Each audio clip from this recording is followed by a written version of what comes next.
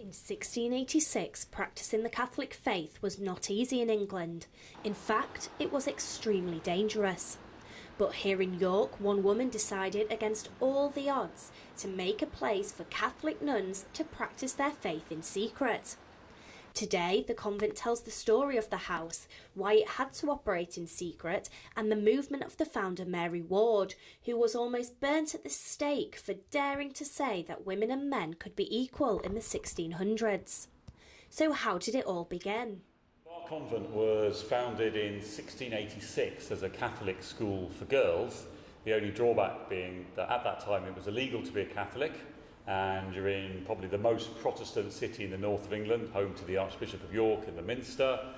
And the actual building that they picked, or the site that they picked for this school, 40 years previously, they'd stuck the head of a Catholic priest up on a spike up on Micklegate Bar, just a few feet away. So all in all, it was an incredibly dangerous time and a very, very dangerous place to open a Catholic school for girls. But they did anyway. The women from this movement, the CJ, did, and they had to lie about what they were, nuns, and they had to lie about the fact that it was a Catholic school, and they had to build it in secret.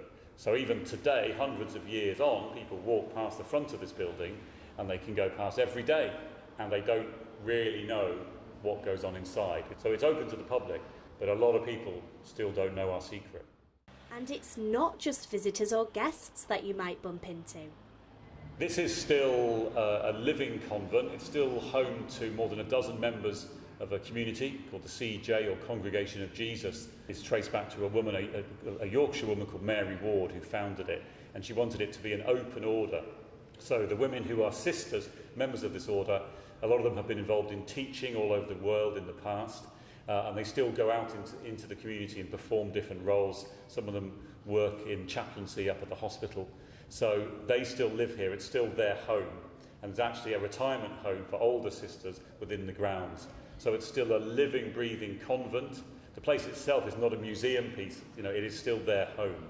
And you'll see them around. They don't wear any kind of uniform, they don't wear habits, they just wear ordinary clothes, but they'll wear a pendant that has CJ, which is the name of their order, and a cross on. And that's the only thing really that gives away that they are in any way any different to anybody else. The building is part of the Living Heritage Project, and with 48,000 visitors a year coming to see what the convent has to offer, the continued upkeep of the building is essential. £2 million was raised from private funding, no lottery money, no council money, no government money, and that went into rejuvenating the building. So the brand new exhibition was built, the old museum torn out, the bed and breakfast given a real improvement, and lots of the rooms were basically torn apart and rebuilt. And the whole building improved. So that project was to help us secure a future for the Bar Convent moving forward. And it's still going on now, and all the businesses that we have on the site are part of a charity, the Trust, and all the money goes into ensuring the future for the building. With something like this, the actual building we're in now is from the 1700s, and you can imagine it takes a lot of work to keep a building like that living and breathing. The house is full of secrets, from the hidden walled garden that can't be seen from the street to the cleverly designed chapel. In the whole building, the bit that really stands out for me is the chapel, not for a religious reason, but the fact that it was built in secret. Built in the 1700s, inside the building, it's got a secret roof, so it's got a domed ceiling, and on top of that, it's got a grey tiled roof to hide it from view, so nobody knew what it was. And it's so clever and it's so brilliant. And yet it's also an incredibly peaceful place. If you just want to go and sit, for me, and have 5 minutes peace in the middle of the day, that's where I go, to the chapel, and it is absolutely amazing.